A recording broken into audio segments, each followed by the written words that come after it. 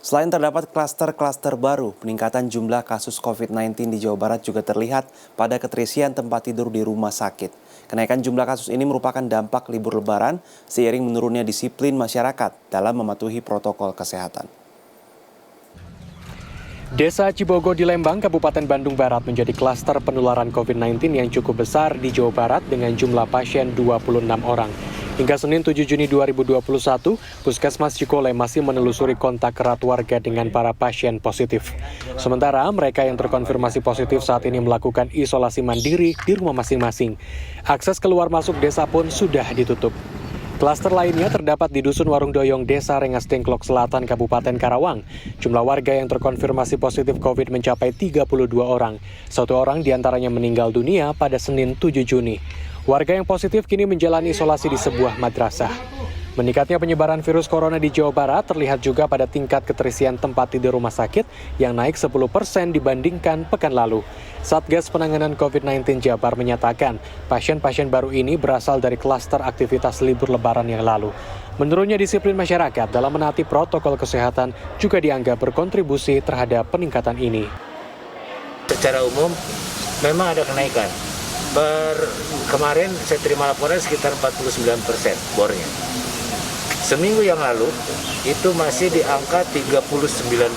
Jadi bisa dibayangkan sehari naik antara 1-2%. Di Rumah Sakit Hasan Sadikin Bandung hingga Selasa siang, tingkat keterisian tempat tidur pasien COVID mencapai 50%. Dari 224 tempat tidur, 112 sudah terisi. Pihak RSAS mengatakan akan meningkatkan kapasitas ruangan intensif dan menambah jumlah perlengkapan bantuan oksigen bagi pasien COVID yang kritis. Sampai Selasa siang, hampir seluruh tempat tidur untuk pasien COVID yang berjumlah 40 sudah terisi. Terisi adalah sebanyak 34 tempat tidur yang terisi. Jadi kira-kira hampir 90 ini, hampir 90%. Karena 2 tempat tidur lagi kami standby-kan untuk kasus kritis yang harus menjalani cuci darah. Sementara itu di Rumah Sakit Immanuel, dari 100 tempat tidur yang tersedia di ruang rawat inap COVID, pada Senin pekan ini sudah terisi 90%. Rumah Sakit Immanuel akan memperluas ruang transit bagi pasien yang sudah selesai pemeriksaan namun belum mendapat ruangan.